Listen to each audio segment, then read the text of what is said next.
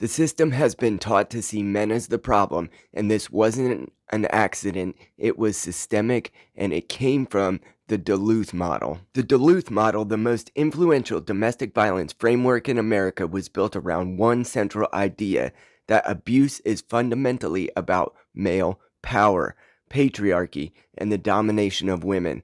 This means that before the facts are even sorted out, the ideological script is already written. Man equals power, woman equals victim. Patriarchy is the cause. And that framework didn't stay in the classroom. It spread into courts, probation, churches, and nearly every system that is working against men today.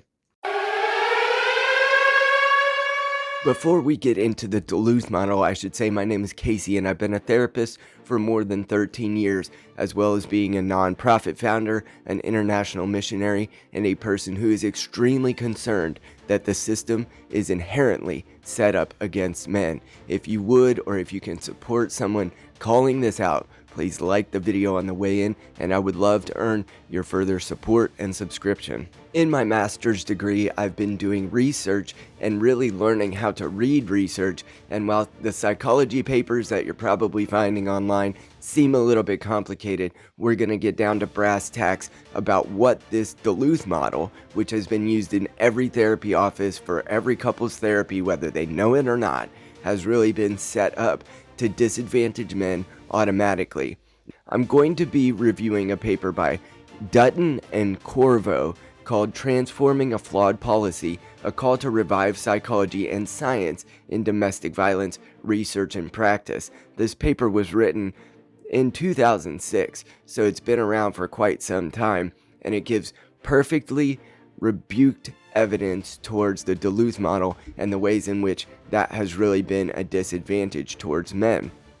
Now, the introduction reads as follows. I'll try to give a little commentary about the psychological significance of this, but if you've ever been accused of being controlling, if you've ever been called a narcissist, if you've ever been accused of being even, taking advantage of your partner, and you're a man, this has inevitably infested every bit of the ways in which you were treated, and it even has infested some of the court systems and the ways that when the police show up, they will see you as the perpetrator first.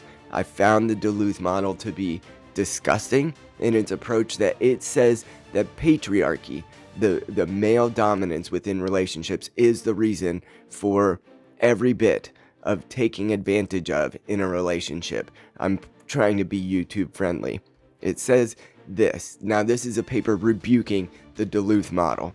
The Duluth model just says that you as a man are the patriarch, and so all systems of abuse and oppression have that oppressor-oppressed dynamic, and if you don't have the power within the relationship, you cannot be the oppressor. And we all know that that's blank slate ideology, and that is completely unaware of all the complications that come along within relationships, and completely inappropriate in using as a blanket statement in dealing with these complexities. It says, over 30 years, the public policy response to the problem of DV has been defined by activists as the socially sanctioned dominance of women by men.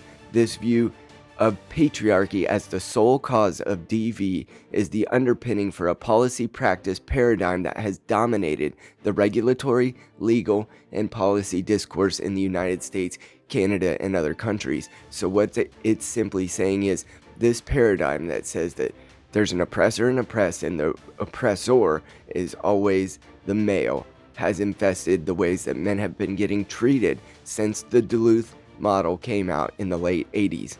During the same period, researchers from a variety of disciplines have repeatedly found that DV was influenced by a much wider and larger range of factors, and DV between intimate partners and family members stems from a complex ideological process with neurological, psychological, interpersonal, situational, and cultural influences. The ideology of intimate partner assertions, let's say, has been found to have a long-term development stemming from early childhood influences and witnesses of bad things happening, shaming, and other factors. Recent evidence from the design studies indicates that DV is committed by both genders with often equal consequences.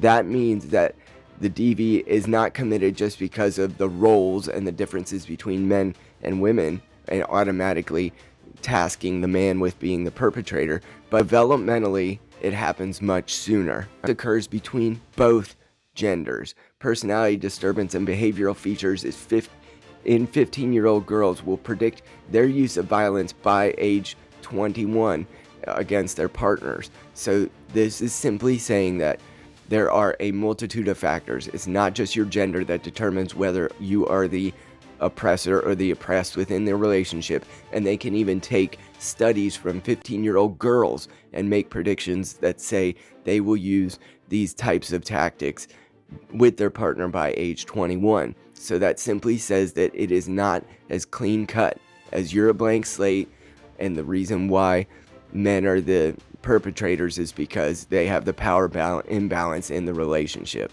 Study goes on to say that the things that happen between intimate partners that are, part of the reason why the police might be called are most often bilateral, which that means that they're committed by both sides. And the stereotype of the male perpetrator woman victim is the least common form. Left without state intervention, most of these occurrences within marriages de-escalate rather than escalate, and state intervention in the form of mandatory arrests has differentially effective impact on different populations as their function of their marginality in the social fabric. So what it's saying is men are being marginalized automatically, and that this is a differential that isn't good representation of what's actually happening in the complexities of these relationships. It says, in spite numerous studies identifying the psychological risk features for both genders, many U.S. states and Canadian provinces remain rigidly locked into outmoded and poorly formed policies. The prohibited practices in Georgia include any therapeutic intervention involving linking causes of DV to past experiences. So what they're saying is there is a rigid format in which most states and provinces in the Western world, the Canada and the United States at this time, have rigid outcomes that they must meet if there has been a call that something occurred within a couple. And these have actually not even really prevented future harm from happening. And in fact, if the state remained out of the situation, most typically these things de-escalate themselves. This report then goes on to say that the APA, the American Psychological Association, and the social work associations have moved forward with this Duluth model despite extreme evidence to the contrary. It says, why the NASW has not taken a public position on this issue, acknowledging the lack of scientific support for these practices, is running afoul of the truth. Psychology has a long-standing tradition of basing practice on research data, but the research is showing that the Duluth model is incorrect, but they continue to press forward, taking men's rights away from them, even based on this unscientific model. It's saying that there is a one-size-fits-all approach, and that's contraindicated in the political model of male dominance.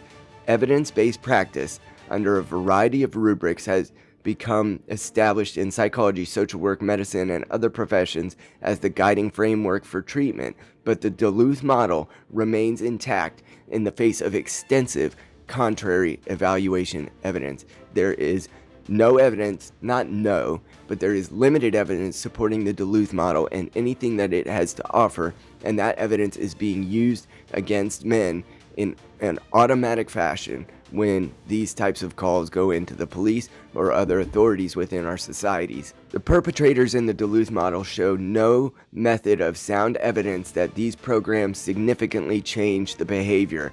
When the state gets involved, there are not significant changes to the behavior. Perhaps that's because they're oversimplifying a complex problem and always blaming men. The bottom line is this: If you're a man today, you're being told that you're narcissistic, that you're controlling, and more than likely this type of language has come from the Duluth model, which has been used since the late 80s to try to put men under the blanket. When a call is made, men are automatically the perpetrators, and they are faced with the necessity of trying to prove otherwise. And that has simply come because this blank slate ideology, this Marxist nonsense in the Duluth model, says that if you're the male, you have a power imbalance towards you in the relationship and you are automatically the perpetrator. As a therapist of so many years, this type of research, although this refutation of the Duluth model was refreshing, this type of research, like the Duluth model, continues to be used in psychological practice and therapy practice, and it is the norm. Very often, clients who are men are coming into these systems being told that they are advantaged by a patriarchy and that they're automatically the oppressors within their relationships, that their behaviors that make them men are automatically toxic, and that they need to be a more feelings-based and sharing and feeling and hand-holding man if they are going to persist within their relationships. The fact is that in most of those cases, those men receive no respect from their partners, and ultimately their relationships will be over anyway because they've become a soft, limp-wristed version of what they once were. And yes, the caveat is here. There are relationships where bad things happen and men are the perpetrators, obviously. But what this refutation of the Duluth model is saying is that very often these things go both ways. They have complex sources for those behaviors, and the Duluth model has just simply put men in a category that they cannot get out of. If you would like to continue to review research like this, please comment down below. What are your thoughts? Have you been the victim of this type of ideology, and has the therapy culture gone too far in protecting one gender over the other? I would really appreciate your support here on the channel. I appreciate you liking the video. Give the little hype button a hit, because that helps small channels like mine, and consider following me over on Patreon.